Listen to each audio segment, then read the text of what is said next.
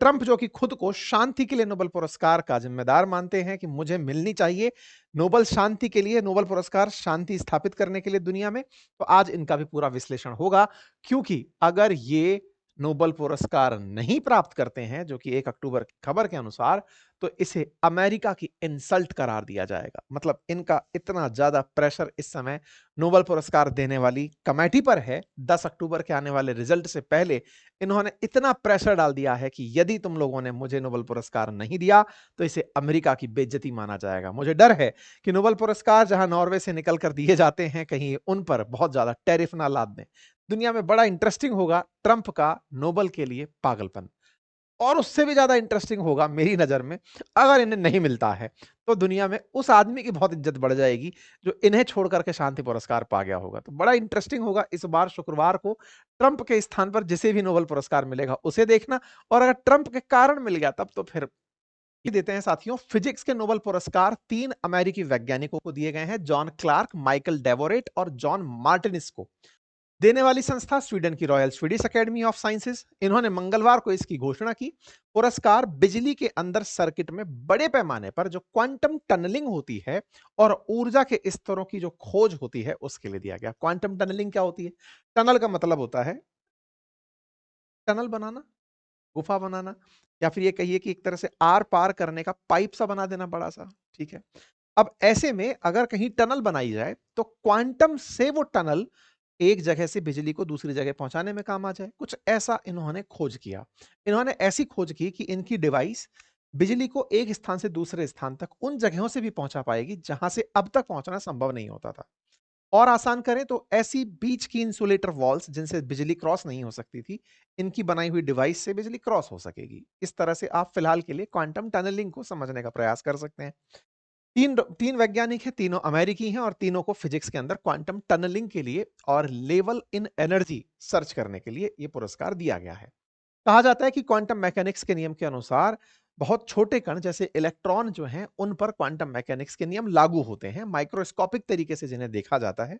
आसान भाषा में कहा जाता है कि अगर एक गेंद को दूसरी तरफ फेंका जाए तो वो फिक नहीं पाती, क्योंकि दीवार को क्रॉस करने की क्षमता गेंद में नहीं होती। लेकिन क्वांटम टनलिंग अगर विधि अपना ली जाए, नोबेल प्राइज कमेटी ने इसको इस तरह से समझाया है कि अब संभव हो पाएगा कि एक दीवार के दूसरी तरफ भी बॉल निकल कर चली जाए। ये बिल्कुल वैसे इन्होंने एक सुविधा विकसित की है, जैसे पहाड़ के एक पार जाने के लिए आपको उसमें टनल बनानी पड़ती है, उसके अंदर से जाने के लिए आपको सुरंग बनानी पड़ती है।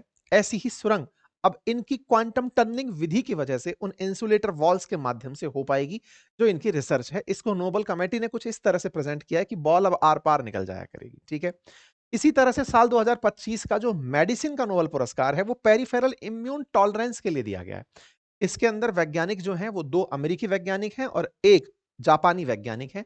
इनको इस बात के लिए दिया गया है कि पेरिफेरल इम्यून टॉलरेंस कैसे विकसित की जा सकती है। टी सेल्स के अंदर इन्होंने रिसर्च की है। अंदाजा है कि इनकी वजह से भविष्य में ऑटो डिजीज, ऐसी डिजीज जिसमें ऑटो इम्यून होते होते कई बार शरीर को ही नुकसान पहुंचाने के लिए हमारी कुछ कोशिकाएं शरीर के कुछ अंगों को खाने लगती हैं, तो उन्हें कैसे बचाया जा सकता है, उन जीन्स में क्या कुछ किया जा सकता है। इस बात के लिए यहां पर 3 वैज्ञानिकों को ये मेडिसिन का पुरस्कार दिया गया है। मैरी ई ब्रूनको, फ्रेड रैमशेड और शिमोन सागागुची, इन तीनों को यह पुरस्कार दिया गया है। ठीक है, तो यहां पर मैरी ई ब्रांका जो है जिनको यह पुरस्कार दिया गया है, उनके बारे में मैं आपको जानकारी दूं कि ब्रांका ने institute of for system biology Seattle America के अंदर आप काम करती हैं और आपने प्रिंसटन यूनिवर्सिटी से अमेरिका से पढ़ाई की हुई है और आपने शरीर के अंदर जो प्रतिरक्षा प्रणाली है उसमें जो ऑटो इम्यून के चलते ऊतकों पर जो आक्रमण करने वाली कोशिकाएं हैं उनके बारे में रिसर्च की है। इनको ये प्रेरणा किसी चूहे के अंदर किए गए प्रयोग से पता चली। एक विशेष प्रकार के जीन की इन्होंने रिसर्च की जिसका नाम FOXP3 बताया गया, जिसके माध्यम से इन्होंने उस पर्टिकुलर जीन का उपयोग करके भविष्य में इंसानों के अंदर भी इस तरह के स्वयं प्रतिरक्षा में हो रहे ऊतकों पर आक्रमण को रोकने की विधि का इजाद किया है। ठीक है साहब, आइए इसी प्रकार से मतलब इम्यून सेल के बारे में इन्होंने पूरी तरह से अपनी जानकारी दी है। कुछ इस प्रकार से इस जानकारी को लोगों के सामने रखा गया है। अब बात करते हैं इनके साथ जुड़ी हुई जानकारी की कि साहब इन्हें कौन से पुरस्कार की अपेक्षा है।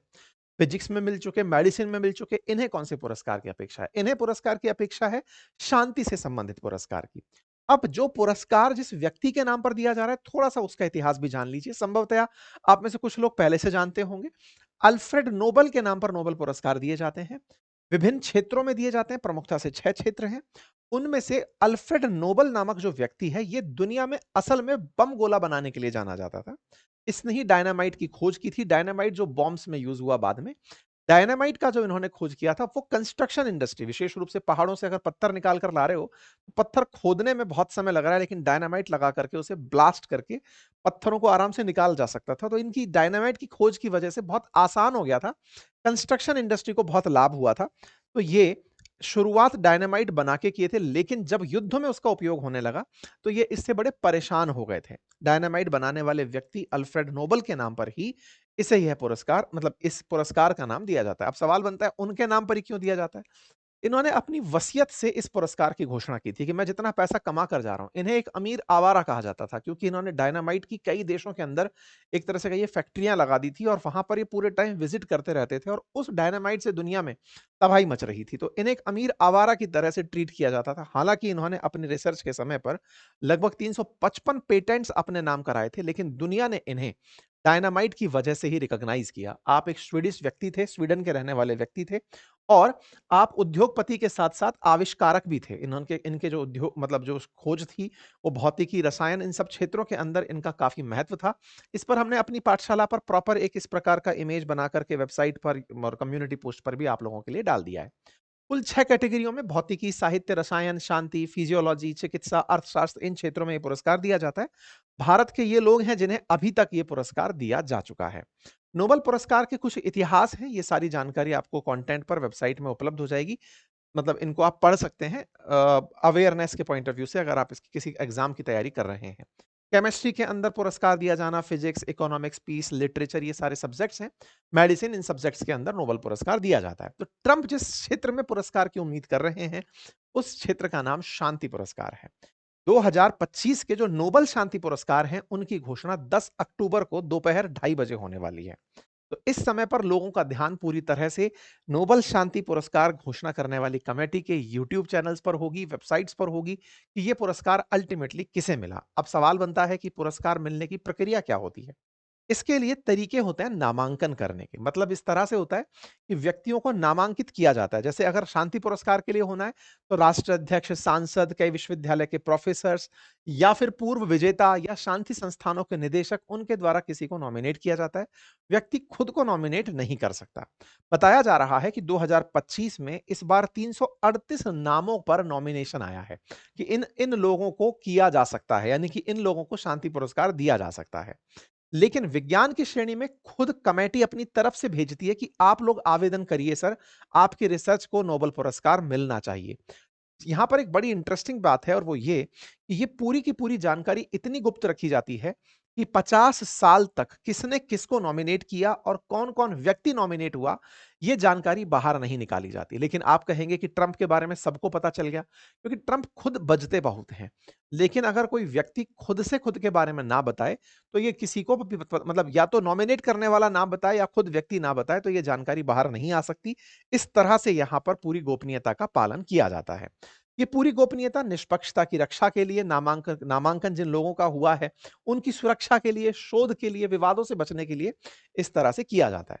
ट्रंप का इतिहास रहा है कि ये 2018 से नोबेल शांति पुरस्कार की मांग में है, क्योंकि जब इन्होंने इजराइल और यूएई के बीच में, अरब देशों के बीच में अब्राहम अकॉर्ड कराया था, ये उस समय से इसकी डिमांड में है। ये पिछले कार्यकाल में जब आए थे, तब ये नॉर्थ कोरिया से भी बातचीत करने गए थे, और जब ये जानकारी इन्होंने पब्लिक में दी, तो लोगों ने इनके लिए फिर नोबेल नोबेल चिल्लाना शुरू कर दिया कि आप कितना अच्छा काम कर रहे हैं, आप शांति लाने का प्रयास कर रहे हैं, आपको शांति पुरस्कार मिलना चाहिए।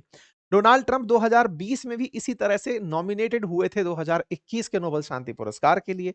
2024 की 31 जनवरी को भी आप देख सकते हैं कि इन्हें न्यूयॉर्क के रिपब्लिकन क्लॉडिया टैनी के द्वारा अब्राहम अकॉर्ड जो पिछली बार कराया था, इस बात के लिए इन्हें नॉमिनेट किया गया था। इसी तरह का नॉमिनेशन महात्मा गांधी जी को भी 5 बार मिल चुका था। मतलब अगर आप ये सोचे कि इतनी बार नॉमिनेट हो चुका है, तो ट्रंप को मिल ही जाना चाहिए। तो मैं आपको कुछ नाम ऐसे बताता हूं जिनके बाद आपको लगेगा कि यार, इनके नाम पर तो दुनिया में अहिंसा और शांति की बात की जाती है। उन्हें तो मिलना ही चाहिए था। महात्मा गांधी जी का नाम 5 बार इस पुरस्कार के लिए नॉमिनेट किया गया, लेकिन उन्हें यह पुरस्कार नहीं मिल पाया। एक बड़ा ही अचरज का विषय है और वो ये कि तानाशाह जो बेनिटो मुसोलिनी थे इटली के, उनको भी नॉमिनेट किया गया था। इसी प्रकार से जर्मनी के अडॉल्फ हिटलर और साथ ही साथ के जोसेफ स्टालिन जो रूस के तानाशाह थे, इन्हें भी नोबेल पीस पुरस्कार के लिए नॉमिनेट किया गया था, क्योंकि हर कोई आक्रमण करने वाला व्यक्ति दिमाग में तो यही थॉट लिए चल रहा होता है कि मैंने युद्ध ही इसलिए किया क्योंकि युद्ध से शांति आती है। तो तानाशाह भी तो अपने आप को इसी बात से लेकर खुश होते हैं कि हमने दुनिया को शांति की राह दिखाई, अगर हम युद्ध ना करते तो शांति कहां से आती। बस ट्रंप भी वही मानकर चल रहे हैं कि उन्होंने दुनिया में शांति के बहुत प्रयास किए। जैसे उनका सबसे पहला क्लेम तो भारत पाकिस्तान ही है। पाकिस्तान तो पूरी तरह से चिल्ला चिल्ला कर कह रहा है साहब हमने इनको नॉमिनेट किया है। यूएन में बैठकर पाकिस्तान के प्रधानमंत्री बोलते हैं कि हमने साहब नॉमिनेट किया है। वो बात दूसरी है कि भारत सबके सामने मना कर देता है कि नहीं, इन्होंने कोई मध्यस्थता नहीं करी, इसलिए इनका नॉमिनेशन पर तो कोई सवाल ही नहीं उठता। और ऑपरेशन सिंदूर जिसकी सीज फायर की ये बात करते हैं वो तो अभी भी चल रहा है। तो भारत की तरफ से जब ये बात मानी गई कि ऑपरेशन सिंदूर कंटिन्यू है, इसका मतलब फिर सीज फायर किस बात का हुआ। दूसरी बात, भारत ने खुद डिनाइल कर दिया कि साहब हम इनकी मध्यस्थता नहीं मानते। तो ऐसे में इनके दावे पर एक बड़ा प्रश्न जरूर खड़ा हो जाता है। लेकिन इन्होंने अपनी संसद तक से नॉमिनेशन ले लिया कि हाँ भाई मेरे बारे में नॉमिनेशन दो, सबको कहो कि हाँ मुझे नोबेल शांति पुरस्कार मिलना चाहिए। दुनिया में जहां जहां कन्फ्लिक्ट हुए, जैसे कि थाईलैंड कंबोडिया में हुआ, तब इन्होंने कंबोडिया वालों से कहलवा लिया कि कहो कि मुझे शांति पुरस्कार मिलना चाहिए। तो कंबोडिया ने इन्हें नॉमिनेट किया, थाईलैंड भी साथ हो गया कि हाँ साहब आप शांति करवाए। तो कुल मिलाकर इनके दिमाग की जो सनक है, पागलपन है, शांति पुरस्कार के लिए देखना यह होगा कि क्या वाकई में शांति पुरस्कार देने वाली समिति इनके साथ पंगा ले पाएगी। क्यों? क्योंकि जिस तरह से इन्होंने पूरी दुनिया में शांति की पागलपन दिमाग में बिठा लिया है कि मुझे पीस प्रेसिडेंट के नाम से रिकॉग्नाइज करो, मुझे नहीं नोबेल पीस पुरस्कार दो। सोचो कि दुनिया में जहां जहां विवाद है, जैसे अर्मेनिया अजरबैजान, ये बुलाकर टेबल पर उनके बीच दोस्ती करवाए कि तुम बोलो कि हाँ भाई शांति तुम करवाए थे। इसी प्रकार से रशिया यूक्रेन के मामले में, हालांकि यूक्रेन आए दिन रशिया का शिकार बनता चला जा रहा है। अभी भी पुतिन ने थोड़ी देर पहले यूक्रेन के ऊपर गोले चलाए हैं और वेस्ट की तरफ से कोई प्रतिक्रिया नहीं आ रही है। तो लोगों का कहना यह है कि ट्रंप ने दुनिया भर में जहां जहां पर कलेश टाइप की चीजें चल रही थी, उनके नाम पर तो शांति की दावेदारी कर दी, लेकिन जिन नामों से खुद चुने गए थे कि भाई मैं यूक्रेन रशिया वॉर रुकवा दूंगा या इसराइल गाजा के अंदर शांति ले आऊंगा, कुछ भी नहीं करवा पाए। तो ये शांति के लिए जो कंपनसेटरी एक्शन कर रहे हैं ना, कि भारत पाकिस्तान रुकवा दिया, ईरान इसराइल रुकवा दिया, थाईलैंड कंबोडिया रुकवा दिया, इस तरह की जो बातें हैं, ये सब बातें अपने प्रभाव को दिखाने के लिए कि देखो मैंने कुछ किया है। इनसे, इनकी इस तरह की बातों से कहीं भी वो पुरानी चीजें छूट नहीं जाती कि आप इलेक्शन में इन दोनों का नाम लेकर तो नहीं आए थे। दुनिया में जब आप राष्ट्रपति बने थे तो कांगो और रवांडा के लिए तो नहीं राष्ट्रपति बने थे कि मैं उनके बीच में शांति करवाऊंगा। ताइवान ने तो यही कहा कि अगर वाकई में आपको लगता है कि आपको शांति पुरस्कार मिलना चाहिए, हम भी नॉमिनेट करेंगे। चाइना वालों से कहो कि हमारे से सेना को हटा ले, वो हमारे ऊपर सैन्य कार्रवाई करने के ख्वाब ना देखे। आप एक बार सर बोल दीजिए उसको। तो कुल मिलाकर के जो मूल मुद्दे हैं, ट्रंप उन पर कोई मतलब अपना बयान नहीं दे रहे हैं। बाकी दुनिया का ध्यान बटाने के लिए कि देखो मैं ये करवा दिया, वो करवा दिया, ताकि लोग रशिया यूक्रेन और ईरान, इसराइल और गाजा के ऊपर इनसे कोई क्वेश्चन ना करे। बस इसी तरह से ये पूरी तरह से उधम मचाए पड़े हैं कि भैया हमें पुरस्कार दो। हद तो तब हो गई जब 1 महीने पहले नॉर्वे के मिनिस्टर को इन्होंने इस बात के लिए फोन कर दिया कि यार सुनो, हमें नोबेल पुरस्कार मिलना चाहिए। मतलब ये नॉर्वे को धमका दिया। अब देखना होगा, नॉर्वे की कमेटी शांति पुरस्कार देती है, अगर इनको नहीं दिया, मतलब गलती से ऐसा हो जाए उन विचारों से कि भाई साहब इनको इग्नोर मार दिया, तो देखना होगा उनके ऊपर किस प्रकार के टैरिफ लगते हैं। क्योंकि ट्रंप की दावेदारी पर लोगों का कहना जरूर है कि ट्रंप ने कोई शांति तो स्थापित नहीं की है। इनकी वजह से जो व्यक्ति पर्यावरण से संबंधित, जो पेरिस क्लाइमेट डील है उससे बाहर आ जाए, विश्व के पूरे सिस्टम को खंडा फिंडा दे, उसने टैरिफ की तरह से जो जंग खेली, उससे दुनिया में अशांति ही बढ़ी, तो उसे किस तरह की शांति का पुरस्कार दिया जाए। बहुत सारे लोगों का अपना अपना मत है। एपी के अंदर कुछ, मतलब जेएनयू की तरफ से हवाला आता है, वर्जीनिया के मरीन कॉर्प्स के बेस क्वांटिटी को, मिलिट्री लीडर्स इस बात को मानते हैं। बहुत सारे दिग्गजों का यह मानना है कि ट्रंप इस बार के शांति पुरस्कार के दावेदार नहीं हो सकते। लोगों ने अपनी तरफ से यही कहा है कि ट्रंप की जितनी भी मांग है वो केवल नोबेल कमेटी को प्रेशराइज करने के लिए है। उन्हें पुरस्कार की दावेदारी छोड़नी चाहिए, क्योंकि उनके द्वारा वास्तविकता में कोई शांति नहीं स्थापित की गई है। लेकिन दिमाग में डिमांड है कि जब ओबामा को दे दिया था तो हमें भी दो। हालांकि ओबामा को जब पुरस्कार मिला था तो उसका भी क्रिटिसिज्म बहुत हुआ था। हालांकि ओबामा ने खुद से चिल्ला चिल्लाकर इनकी तरह मांगा नहीं था।